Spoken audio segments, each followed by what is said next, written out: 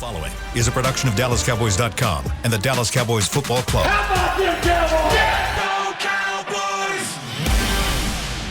This is Talkin Cowboys. Streaming live from the Dallas Cowboys World Headquarters at the Star in Frisco. Handoff, Elliott plowing to the goal line. Barry, sacked by Lawrence. Prescott keeps it, and he bangs it in for a touchdown. And now your hosts, Isaiah Stanback, Heckma Harrison, Rob Phillips, and Kyle Yeomans. It is a Thursday edition of Talkin Cowboys presented by Tostitos, helping fans get in on the game and our favorite chip and our favorite dip of Talkin Cowboys. Welcome into the studios, everybody, here at the Star in Frisco alongside Isaiah Stanback. We've got Heckma Harrison, Chris Beam in the back. I'm Kyle Yeomans. No Rob Phillips today. He will be back soon, but we have got the preview ongoing for the Dallas Cowboys and the Philadelphia Eagles. Today we take a look at the Cowboys defense. Can they get their momentum back? Can they find their swagger again against that Philadelphia offense? Actually, I flipped it. We did that yesterday, didn't we? We did Philly offense yesterday. So it's actually Philadelphia defense and what challenges they bring to the Dallas offense. But other than that, how are we doing, everybody? Fantabuloso. Good. Wonderful. Everything's good. Yeah. Fantastic. Everybody's happy. Everybody's healthy, ready to go for this week. Beamer's on a trigger back there. I know. I love the coin trigger that he's got back there. We do have some news and notes to hit, even though Rob Phillips is not necessarily here. What? I saw Heckma retweeted this off of my account yesterday. Did you do that on purpose because you were upset about your notification from Rob Phillips? I don't know what you're talking about. Micah Parsons. Oh, yeah. Out with COVID. He's on the COVID list. I quote tweeted Rob's tweet, and then Heckma retweeted me. Yeah. And so I was like, ooh, that might be in spite of Rob. No. Rob P. Island's Twitter notifications that always get you up in arms. Nah, man, I figured I'd kill two birds with one stone, man. I can support both of you at the same time, so that was all. That's smart. But, yep, Micah Parsons put on the COVID list prior to practice yesterday. It was even after Mike McCarthy's press conference that came down, and so he is in question for this week. Now, there is a possibility he's back. He has to test negative if he is vaccinated. If he's unvaccinated, it's 5 days regardless. So there's a way that he could potentially play, but I think at this point it's safe to say it's probably not happening. And the Dallas Cowboys, for the most part, will be without their rookie linebacker. So, I mean, we'll start things off on that note. I promise we'll have some fun on this show, but you start with all the fun. I know. We're going to have some fun. Let me give you some bad news. What does this do to this defense, the fact that he's not available today? I mean, he's in on so many different packages that they have. So I just want to see how Dan Quinn is going to replace that production. It's going to be interesting to see. And it probably gives some younger guys an opportunity to come in and see what they have. Guys like Bernard and number 57, his name is Luke Gifford. Yes, Gifford. So, look, man, it gives us an opportunity to see some of our guys that hadn't gotten any reps all season. Sucks that we don't have guys like Jabril Cox. He went down earlier with the ACL injury. But, look, it's just you want to say next man up, but there's no such thing. And it comes down to Michael Parsons and what he does on your team. It's unfortunate that he's possibly out. Hopefully he gets back. I know I presented this potential a couple weeks ago, so hopefully I'm not the one who brought this on when I said what happens if you don't have Michael Parsons. And hopefully we have Neal back. He was back on the practice field yesterday. Sweet. So yes. Well, that helps because if with both of those guys were out, it would be a bigger problem, obviously. But the ability to spy on Jalen Hurts now is compromised. It's severely compromised now that you don't have Michael Parsons because you need somebody out there who's bigger, faster, stronger than the gentleman that you're trying to spy, and now that is no longer an option. So who would that be? And then it also throws you off now that Jerron Kearse, I'm hearing, has a hamstring injury. Yeah. That he's limited. That's probably what my answer would have been. That would have been my answer, too. But so that limits you all the way around. And we've talked a lot about this team getting – obviously they've gotten healthy throughout the season, but going into the playoffs healthy, man – sitting Jerron Kearse, if he's nursing a hamstring, we've always talked about those soft tissue issues that don't get any better by playing. So I definitely want him to rest. Well, he hurts us in terms of Goddard. Right. In a major way. I mean, I wouldn't have brought Kearse down to be on Jalen Hurts. I mean, you need him for Goddard. So now who steps up in that role? And remember, Goddard's on COVID. Yeah, he's on there as well. Yeah, so. But all their guys went on COVID early. Sunday. On Monday. Yeah. Was it Monday? Monday morning. Yeah. So they've got an extra 2 days Yeah. to try and get back is basically what that means. I have a good feeling they'll be cleared. You think all of them will be? I mean, All the guys that went on early, yeah. wow. Think it'll be that quick of a turnaround. That's what the rule wants it to happen. They don't want it to be a mass case of, hey, these guys are missing. Your entire starting lineup, at least in the case of Philadelphia this time, on COVID list. That's what the NFL is trying to avoid. So maybe that is the case. Maybe they do get some guys back, and it is enough for them to be able to play. But, yeah, without Micah Parsons, with a banged-up Jalen Kearse, I mean, that means you're looking at Luke Gifford covering Dallas Goedert. I think you don't even put that together. Keona Neal covering Dallas guess Goedert, so. probably. I don't know who do you bring in. You have to bring in Nahshon. Nahshon's been playing a lot of special teams lately, so I mean he's had some reps. So maybe that's something that you just bring him into that position. Throw Israel Mukwamu into the mix as well. I love Israel Mukwamu. I mean, but you have to be able to hit. So I'm not sure if he's sure that aspect of his game up yet. Yeah, is he physical enough to come downhill and be able to guard a guy like Goddard? Yeah, that's tough because, I mean, you're so thin at the linebacker spot. Maybe you get a guy like Francis Bernard back, who was also on the COVID list, and oh man, it's the running game that concerns me from this regard. So tight ends and running game. Yeah, tight end is cool for sure. That's going to be a play action type of deal, but I think mostly this running game. I think Philadelphia is really going to come in, or we're going to go to Philadelphia, and Philadelphia is going to come in with a mindset that they're going to run the ball. Yeah, they're not going to change it. No, they're not. So the fact that they're doing so well with that, and the fact that now you're gimpy at the second level, and now your third level, who normally walks down to the box, may not be present as well. That's a pretty severe double-headed little monster we just took on there.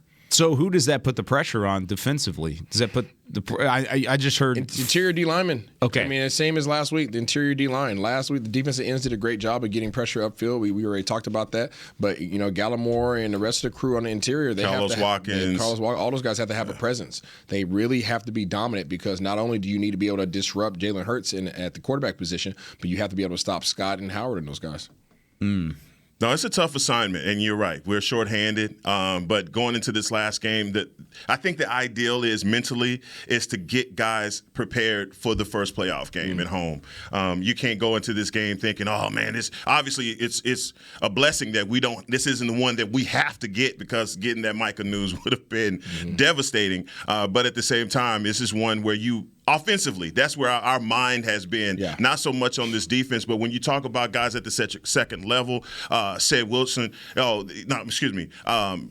Wilson, our safeties, guys like that, they have to come on. I mean, there's been times where, the second level, we've questioned our safety play, and Malik Hooker has come on as well. So when we talk about who's going to cover Dallas Goedert, I personally put the onus on our safeties. Yeah, I do as well. And I think that obviously Seti and Hooker, those guys have a big presence in the running game. So I don't think that we'll miss Kearse in that regard. I think that those guys come downhill and they come with bad intentions.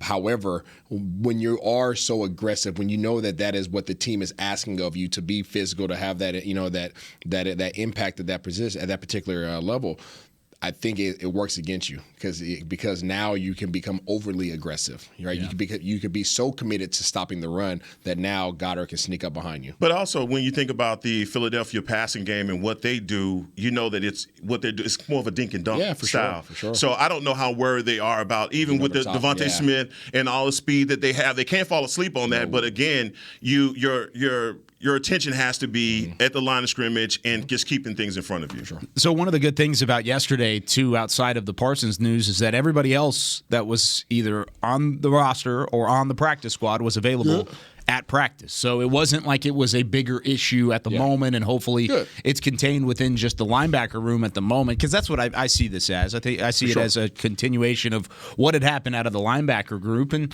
hopefully that stays the same going into that divisional round. By the way, Micah Parsons did tweet out yesterday following the breaking news. He said, "I am saddened by the news. I feel like I let my team down and the Dallas Cowboys nation down. I'll be back better than ever. I'm only going to be more hungry. See you soon.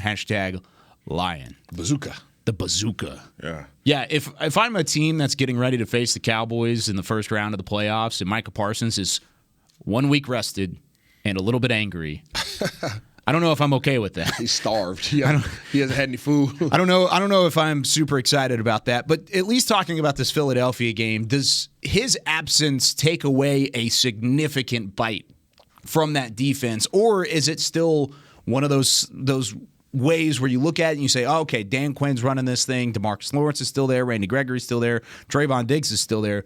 Even without Micah Parsons, does this defense still have a similar bite? You just answered the question. You just called off all the dogs. You just said the names. I mean, last time I checked, Dipsy Hustle, we got DeMarcus Lawrence.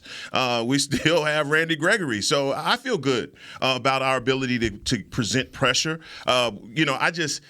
He's such a versatile player, and the way that Dan Quinn uses him, that's the one thing that I'm going to miss, especially when you talk about getting that pressure up the middle. His isolation plays and mugging the A gap, and putting the fear of God in a left guard, knowing that he could potentially be coming. But we've already said it, like it's going to be a big responsibility on the second level at our safeties. You always LVE is going to have to step up and do a better job. If we go to more of a zone look, and he has to cover a deep third on Dallas Goedert, he has to be there. So look, the play action is going to be big, and I know that these guys may get sucked up on the run some, but we just can't give up those big gash plays behind us. There's no replacing Micah Parsons. If he's not there, you're going to miss him. But, to Heckman's point, to your point, there are other guys that can obviously make plays on this team. There's a lot of dogs on this defense. It hasn't just been the Micah Parsons show. It's been a lot of dudes contributing and impacting the game. A lot of guys have been beating winning their matchups. It's just Micah Parsons a lot of times has been a benefactor of it, right? He's kind of like that extra card that you slap down on there. It's like the ace of spades. Oh, yeah. Dang, go on it, man. You had to have that one in your hand too, huh? Mm-hmm. Oops, I did it again. So obviously he will be missed if he is not present for this game. But in a sense, either way, it's a win, right? If he's there, you have his physical presence. If he's not there, there are guys that now have to step up and make plays, and they now have the opportunity to build confidence, and now you have an opportunity to build more confidence in your depth at that position going into the playoffs, and that also can be beneficial as well. So do you think it could be sort of a blessing in disguise, the fact that, one, it's this week and not the wild card week, and the fact that you can actually rest him and maybe a couple other guys just by lack of choice that's presented in front of you? Yeah. I don't want to say probably our best defensive player, obviously, not being on the field is a blessing, but that's true. If there was a choice, if you had to pick between this week and next week, obviously, yes, obviously, yes, to your point. But I mean, anytime that there's other guys on your roster that have the opportunity to have more playing time, and which they haven't had. Some of these guys, that are going to be forced into that role now, they haven't had the playing time at the linebacker position. They've had it on special teams, and they've had a presence there. Bernard, Gifford, those guys. Now they're going to be thrusted possibly into the role of having to play against a playoff caliber team. Yeah. Because these guys are in the playoffs. So now you get some playoff experience without having to risk a playoff game, and that is going to be obviously beneficial to your depth. And almost look at it like a preseason game. Absolutely. When you're getting guys those reps, and it, like you said, everything that you just said, I think is the smart way to approach it, because then you know who these guys are when it's really live rounds going. And again, this is next week. Next week is when it's going to be for real. Like we want to make sure we get through this week, but we want to get through it healthy. Yes, sir. I love playoff football. I love playoff football. Last night I was writing up. We're putting together a hype video. Okay. So peek behind the curtain. We're putting together a hype video. Okay. We'll release it on social, but we're also putting it before the pregame show as well. You might hear one of the voices that's in this room on that hype video. I don't know who that guy. But yeah, so I was writing up the script for the hype video, and it had a couple different versions based on who we play. You're so versatile. You're our bazooka. No, stop it. But I was getting so hype. Like, I wasn't even watching the video. I was just writing about the playoffs, and it was like, this is sick. Like, this is going to be awesome. It's the first time I've been a part of a playoff run here because I got here in 2019. So I haven't been a part of a run here. I don't think either one of you've been a part of plenty of playoff runs. So this is my first go at it. I'm excited. I am. I think it's a lot of fun. Playoff football is real. And for everybody out there that believes that, it's just another game, the heck it is. The game gets turned up. The intensity is turned up. The hits are harder. Guys are faster. Every play matters. The mind games, the chess games on the field, everything is heightened like crazy, and you will feel it from the first kickoff. It's going to be wild. You'll even get a little sense of that this week. There will be a little sense of that because A twinge. you'll look. All right, you'll get a little bit of that, okay? But you won't get the your full, voice could get that high. You won't get the full effect until next week. But we got to get through this week. We're all going to be yelling like Heckma after that Possibly. first playoff game, either good or bad. It gets real. We'll get right back in here, and we'll just all be into the mic. Oh, yeah. It's a funk sway. Get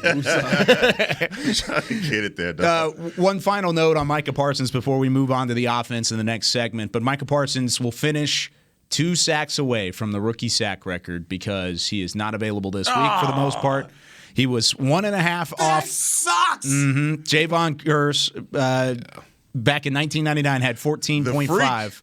Yeah, he was a freak. Alden Smith had 14. Micah Parsons will be tied with Dwight Freeney with 13. Not bad company. Not bad. Also, you start thinking, Not bad. but it's 16 games too, right? I mean, those guys played 16 games, so you look at That's it that true. way. It's I mean, right this there. is equal, right? So he's that's not bad company. Yeah. It's kind of going back to what people were talking about with TJ Watt getting close to the all-time sack record in a single season. That's They're like, oh, it's 17 games, whatever. No, he's played 14. He will be playing 15 by the time he's done. TJ Watt just you're still doing creating degrees of doing separation. some work. That's just insanity.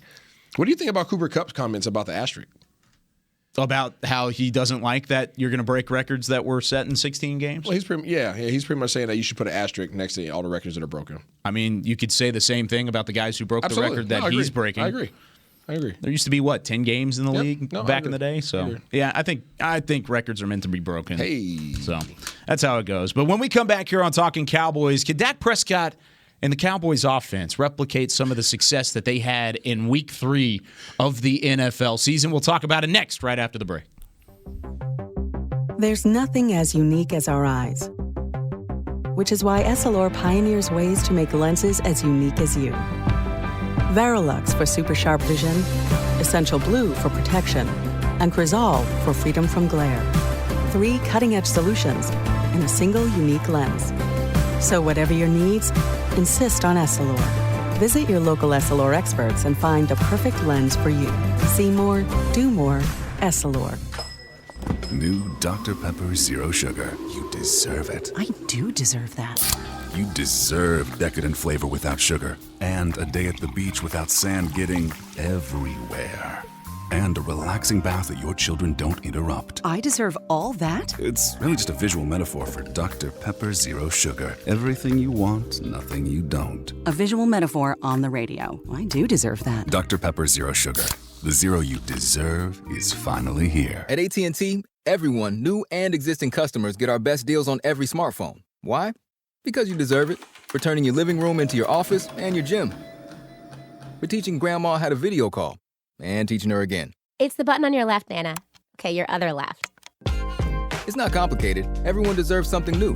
So AT&T is giving everyone, new and existing customers, our best deals with every unlimited plan on every smartphone, even the latest ones. AT&T may temporarily slow data speeds if the network is busy. Restrictions and exceptions may apply. Hi, I'm Clint Tillison with... And I'm Jay Novacek, and we're both with... United Ag and Turf, the official tractor provider of the Dallas Cowboys. So, if you need a tractor to bale some hay, a mower to cut some grass, or a gator to get some chores done... Get a John Deere at United Ag and Turf. And then, let's get to work. Hey, Jay, that's my line. Well, not today. Get to work with a John Deere tractor package that's just right for you and your budget. Visit UnitedAgAndTurf.com. Back to Talkin' Cowboys.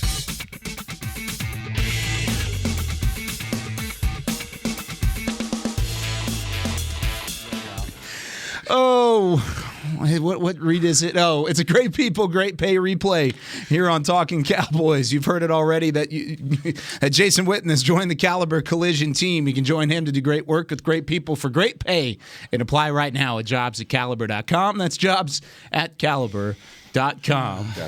Got through it. I tried. That is. Alongside Heckma Harrison, Isaiah Stanback, Chris Beam, I'm Kyle Yeoman. Second segment here of Talking Cowboys presented by Tostitos. Oh, what a day. What a day. It's the final. You know, it's crazy. We've got one more full week left here in the regular season. Then we get into playoff time. I mean, there's 4 weeks, a chance. baby. 5-week stretch. I'm cool with it being a 5-week stretch. That's the goal. But there's a chance this thing's over in a week and a half. No, why would you do that? There's a chance. Why would you do that? Because it's facts. It is facts, but why would you do that? It's facts. But you know what else we did not speak on? What did we not speak on? The fact that there is a chance that the Super Bowl may be in Dallas. I mean, there's a chance. No. Chance. No, that's a chance. That's jumping the gun on reporting. It's a chance. I mean, it's a possibility. That's a thing they do every year, by the way. I understand that, but it's a possibility. They do that every year. And the Cowboys were not the only ones that were asked. There was probably 30 other teams that were asked. But there's a chance, Kyle. If LA goes on lockdown, it's right? Yeah. You're one of 5 other spots, so it's a 20% chance if LA goes on lockdown. Everybody knows where they would go. LA's not going to let the Super Bowl go. Are you kidding me? LA Super Bowl, SoFi Stadium. They've been waiting for this thing for years. You would have never thought that Dallas would have let the Dallas Cowboys go to Arlington. What? They were in Irving. I know, but it's not. That's more Dallas. It's fair, but I don't know. I'm not as excited as a lot of people are, but that is kind of interesting. You know, alternate sites. It could happen. It could happen. I said it's a chance. It is facts. It could happen. It's facts. It could happen. But that's a different story. That's his superpower, man. Dark clouding your hope. You see that? That's him. Me? You. That's your superpower. Just a thunderstorm rolling in. Just come right on in. And I'm from Seattle. That'll never happen. Sorry, dude. 41-21. Dallas Cowboys beat the Philadelphia Eagles back in Week 3. Dak Prescott went 21 of 26. 5 incompletions, 3 touchdown passes. Ezekiel Elliott, 17 carries, 95 yards, 2 touchdowns. Not 100. Not 100. But Tony Pollard also had 11 for 60 as well. Bingo. So the Cowboys rushed for 160, passed for 220, and they held the ball for 35 minutes in time of possession. The Cowboys really dominated the Eagles back in Week 3. My question to you guys, and I'll start with you, Heck. Can the Cowboys replicate that this week on offense? It was all good 2 months ago, Kyle.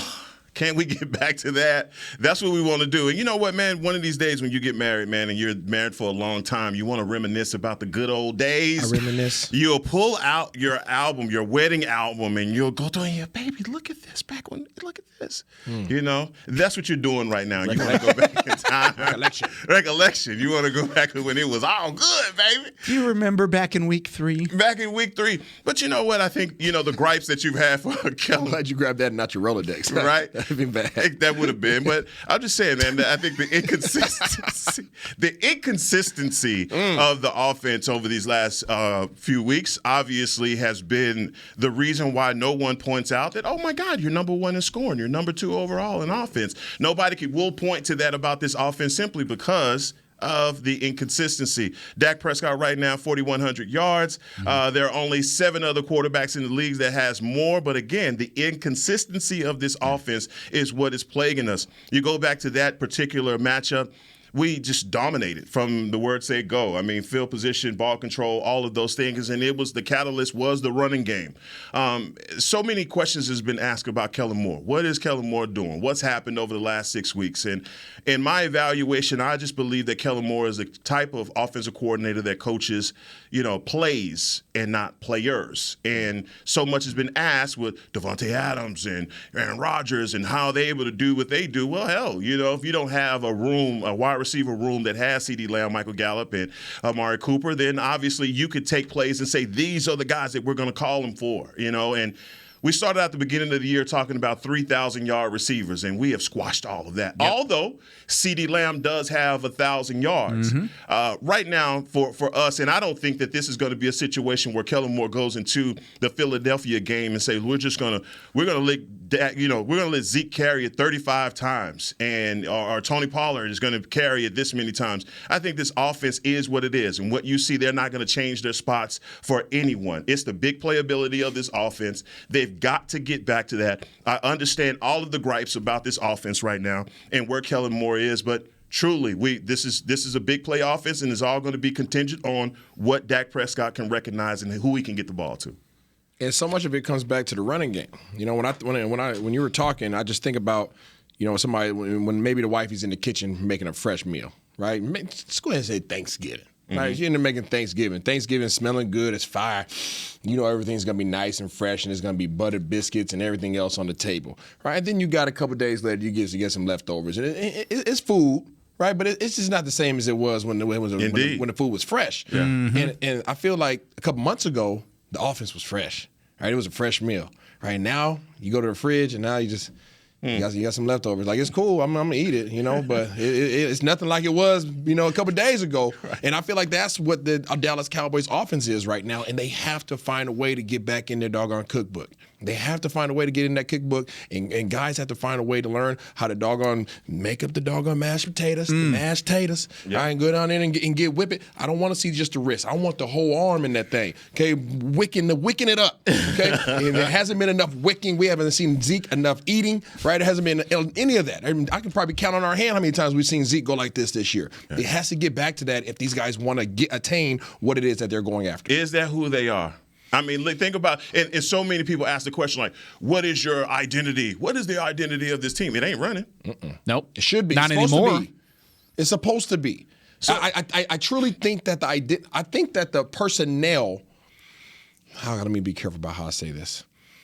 I truly believe that the identity of this team is offensively is still based upon the run. I think that the identity of the offensive coordinator is passing. Wow. So that could be where the disconnect is? Absolutely. I mean, we've talked about it before. It's not like it's a new thing. We have, and you really can look at it in the same light of, okay, Amari Cooper's your best receiver. No question about that, okay? Yeah. CeeDee Lamb's really good. Numbers say differently. All right. Just saying. Exactly, right? And the only time that you force feed your number one receiver is when he complains. And There's then a you problem go there. right back to what you're doing before, right? Yeah. So there is a disconnect. There's a disconnect because any other team that has Amari Cooper would be doing what? Throwing the ball. Doggone right. Yeah. Right? Any other team that has offensive line, like multiple Pro Bowlers on the offensive line, and Ezekiel Elliott and Tony Pollard in the backfield, they would be doing what? Running the doggone ball. Yeah. So there's a huge disconnect, and it has to be addressed. Well, you remember when this was a team that was leading the NFL in rushing. They've slipped all the way down to 10th. This is a team that still is the top scoring team in the NFL, 29.9 points per game. But they've only scored 28 points in 7 of their last 10. It's the inconsistency. If they play to the highest of highs that they can have, there's no one in the NFL that can beat them. Thanksgiving dinner. Nobody in the NFL. Yeah, if you got your smorgasbord, Thanksgiving. You got that potluck, Bam. You rolling, you eating, this team can that beat made me hungry. Literally anybody. Yeah. They can beat anybody. But that's the biggest if. And I think that's where a lot of the frustration lies for Cowboys Nation. Well, it's where it lies for me. Everybody came to the house and picked through the food. It was already gone. The food's gone. Yeah. Right? And look, here, somebody back in the Cisco truck or whatever. Yeah, the food's gone. You got leftovers now. Let me ask you this. I mean, because when you watch, and just we talk about identity of teams, all right? Tennessee Titans. Their identity is running the ball.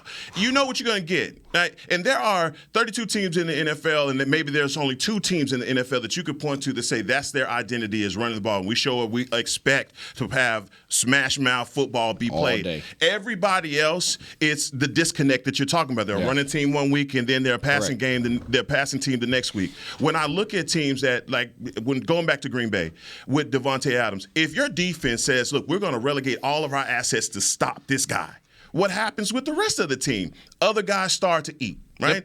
That hadn't been the case when teams are bracketing Coop to take him away. Other guys should be eating. CeeDee Lamb has benefited greatly from that. That's what we're asking for guys to do. If you go back to the Cowboys of old, teams loaded the box to stop Emmett. What did they do when they stopped Emmett? They gave Mike the ball. And if you tried to stop Emmett and Mike, Alvin Harper and the tight ends ate. Look, that's what we're not seeing. We're not seeing that when you stop this one thing, can you make this one thing, bury them on that? And that's all we're asking for. That's what we're looking for. When we talk about continuity and complementary football from this team, we're looking at it offensively and saying, look, man, these teams are willing to willing to die and take Zeke out of the game. Why aren't the rest of these guys eating? And that's why I always get back to the question, and it's a frustrating question because I don't know if there's really a right answer. Why is that the case? Why are they not taking advantage? Because that's the way this roster was built. This is why I point the finger at Kellen Moore, and I'm not pointing it at him, in disgust. I'm just saying you got to get back on You're it, bro. not stink-facing you got to at get back on it because it's not a personnel issue. You don't have a personnel problem on this side of the ball. Yeah, you don't. The scouting department, the management, they've done an amazing job of filling this roster with as much talent as you can underneath the salary cap. right? You have amazing receivers. And this is the last year it's going to be like that, too. Absolutely. You have amazing receivers. You have an amazing duo in the backfield, right? You have 2, right, formerly 3 Pro Bowlers on the offensive line. Pro Bowl quarterback. Yeah. What the heck is the issue? Yeah. It's not personnel. Can be. No, it can't be. And I think one of the things that really troubles me is when you look over the first 5-6 games of the season, the diversity in his play calling. I mean, we saw so many different formations. And I was worried about that, Heck. Where the hell did they go? I was worried about that, Heck. But I'm just saying, we hadn't seen them in a long time. It's like Christmas. It's like my daughter Nadia. Oh man, she gonna pull out every doggone gift she had. Right? Me, I could keep some stuff away for a while. Right? Yeah. I'll get to it later. I'll enjoy it later on. I don't want to enjoy everything right now. That's me. My daughter. Everything's coming out. Everything that she has, she's playing with it all at the same time. She's got a new toy. She's playing with it. That's what I felt like early in the season. I was like, oh, man, he's in his bag. But doggone it, how deep does that bag go? Remember I was talking about how I'm like Santa going out like this. At some point, there's an end. It's empty. It's empty in there, right? He has to refill that thing. He got to restock it. Yeah. Can you tell Isaiah's missing the holidays? His 2 metaphors in the segment have been Thanksgiving and Christmas. I'm hungry, bro. No, but that's great. I mean, because it's truly that way. And I was like, how long is he gonna? What else does he have? Because man, you're coming out with a lot of different players. I hadn't seen that formation before. And I just think with Jarwin coming back, and we talked about him being back, and what the diversifying some of these looks with Jarwin and Schultz. Not saying that either of these guys are superior blockers at all, but I just think when they go 12 personnel, they don't have to go jumbo. That changes how the defenses approach what we're doing as an offense. They see when they see that Hulk package, they crowd everything because they know we're going to try and run it. So are you hopeful that with Jarwin coming back, possibly, are you hopeful that this offense can get back where it needs to be? Well, I'm hoping that it gives Dak another option. Yeah. If anything, look, when it comes down to both of our tight ends, I'm not under any illusion about their blocking. I need them to be blocking tight ends, honestly, but they're not that. All right. You wish they were that. Yeah, I do. I do. You wish there was that. And there was one of our friends, Derek, just tweeted at us, and he said, "Why can't we be more like this?" Of course, speaking about the Cowboys, and it's a quote tweet of Joe Burrow's quote the other day, where he said, "Everybody knows that meme. F it, Jamar's down there somewhere," and it's basically like that on Amari Cooper. So, final question before we head into this second break, but. I mean, Amari Cooper, do you force feed him the ball to a fault?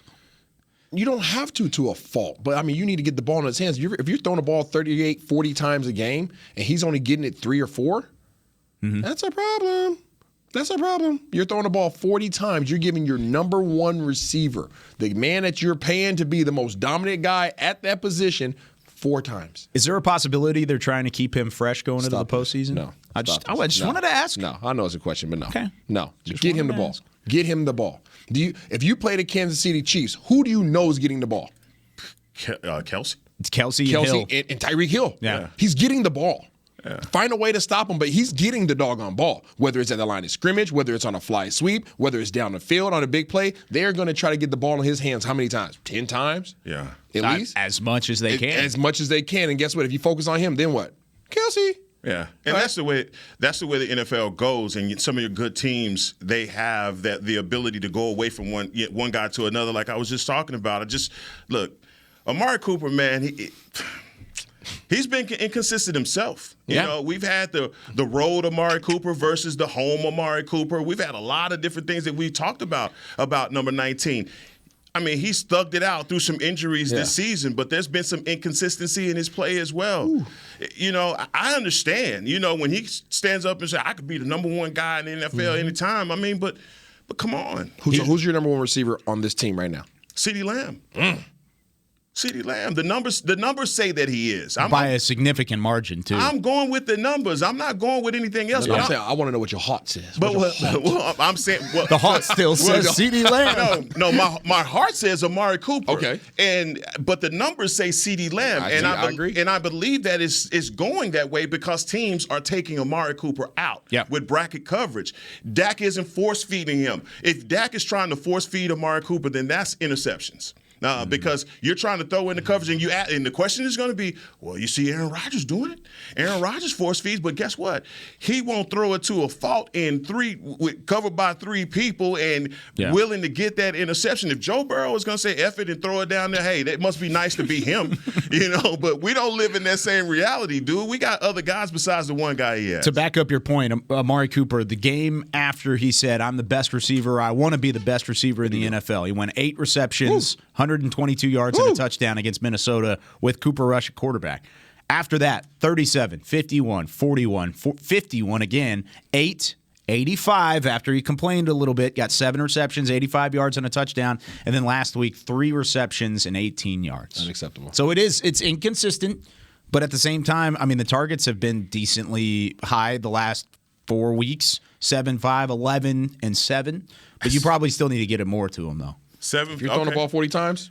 Yeah, if you're throwing it 40 times, which for the most part, that's what Dak's been doing. If you're 21 for 26, I'm not asking you to throw the ball to him 9 times. You're throwing the ball 40 times, he needs to see the ball 20% to 25% of the time. He had 4 targets in that game where he went 21 of 26 against the Eagles back in week 3. I'll take that. All right, when we come back, what is your wish list on the offensive line? What do you want to see up front from the Cowboys against the Eagles, getting ready for the playoff push when we come back with more Talking Cowboys? Want to use what the pros use? How about the official men's skincare brand of the Dallas Cowboys, Jack Black? Right now, you can get the Jack Black Starter, a curated collection of Cowboys locker room favorites for just $10 with free shipping. The starter includes 4 Jack Black skincare favorites plus a full-sized intense therapy lip balm. Go to getjackblack.com/Cowboys and use the code word TEAMJB. That's getjackblack.com/Cowboys. The Jack Black Starter, $10, free shipping. At AT&T, everyone, new and existing customers, get our best deals on every smartphone. Why? Because you deserve it. For turning your living room into your office and your gym. For teaching Grandma how to video call and teaching her again. It's the button on your left, Nana. Okay, your other left. It's not complicated. Everyone deserves something new. So AT&T is giving everyone, new and existing customers, our best deals with every unlimited plan on every smartphone, even the latest ones. AT&T may temporarily slow data speeds if the network is busy. Restrictions and exceptions may apply. The Cowboys way, where 16 Hall of Famers and 5 championships shows us what success looks like. Where turkey is always the second best part of Thanksgiving Day. Where we are all defined by one single thing, the star. Where we as fans know it's our job to keep the tradition going. Bank of America is proud to be the official bank of the Dallas Cowboys and to support the quest of living life the Cowboys way. Copyright 2020, Bank of America Corporation. Before there was a draft, you could size up a cowboy by 3 simple factors: the crease in his hat, the bend of his brim, and his unbending attitude. A man Stetson didn't just protect him from what life threw at him, it projected a rugged, unstoppable spirit. Stetson hats are still American-made with pride right here in Texas. They're still the unofficial crown of all self-respecting cowboys, and Stetson is proud to be on the field with America's team. Find a retailer nearest you at stetson.com/cowboys. Back to Talkin' Cowboys.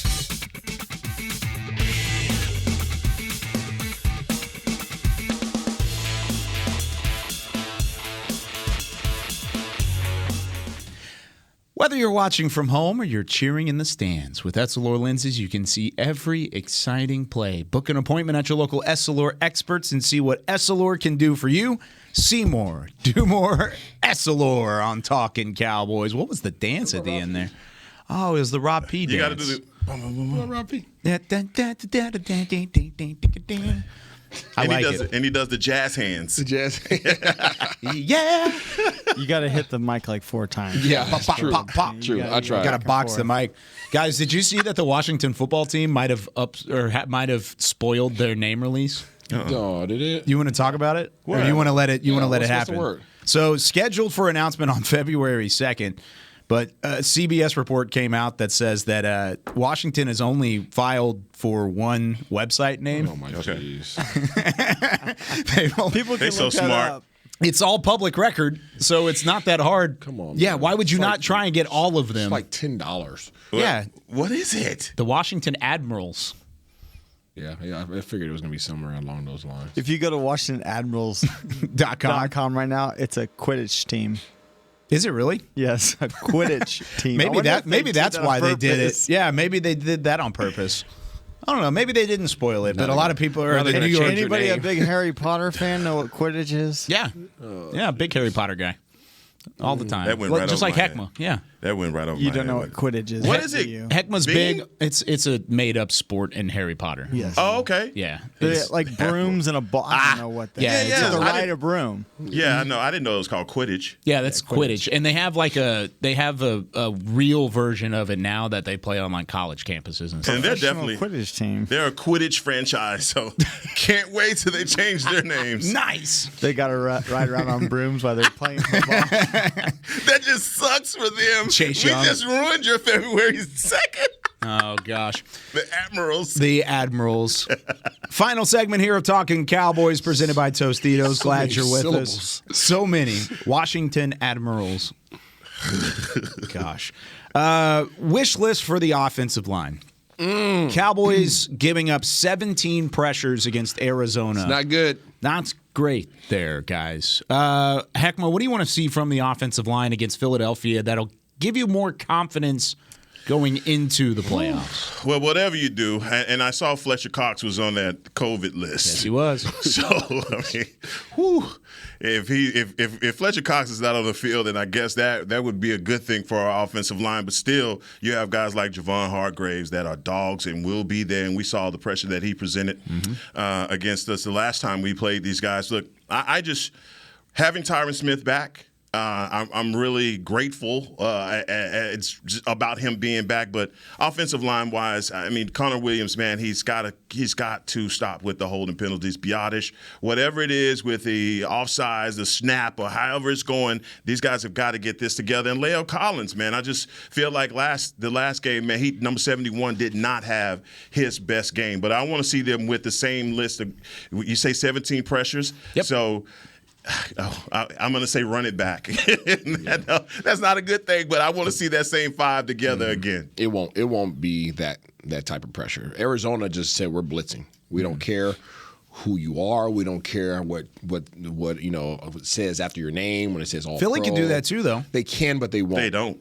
They don't. That's not. Neither did Arizona going into it, though. Yeah, Arizona blitzes, and they like to run. They like to run that dude Buda Baker all over the place. So we know that they bring pressure in that regard. Now Philadelphia, they don't have to do that because they got two freaking houses in the inside and their inside techniques, and obviously Cox and Hargrave. Those two dudes right there, the pressure that they create interiorly is a problem. Yeah. And where are we weakest? Interior. Okay, there's obviously things we broke down on the film room this week. If you guys haven't had the opportunity to check that out, go watch that because we show one play where Hargrave and Cox literally just put their feet in the ground and just drive the offensive lineman back. We also show on there offensively on our O-line where Connor Williams and Tyler Biotish are not passing off linemen like they need to. You know, we have 5 guys protecting, 5 people are presenting pressure, and somebody's running free. Those are things that can't happen. Now, obviously, Arizona brought a lot more than that. They brought more than we can block a lot of times. But when you have your 5 guys and you have your 5 guys to protect against their best 5 and you still miss on your assignments, those are the things that you can't really have nor really account for. Yeah, and look, man, even going back to the Arizona game, I know we're done with it and moving on to the Eagles. It's just can't help but point out those penalties on those key runs that we had. If you don't have 2 of those penalties, you convert and have an opportunity to score. And now we're not even talking. We're talking about we won an ugly game. Yeah, and we're apologizing. 5 straight wins. Yeah, man, we're going into that. But look, I personally just want to see this offensive line fire off the ball, get this running game back going, play a clean half. That may be that's all they play. Guys like Tyron Smith may be pulled after a quarter or 2 of work. You know, I just want to see them play a clean half of football, and let's just get this running game going. Do you see that happening against this defensive line, though?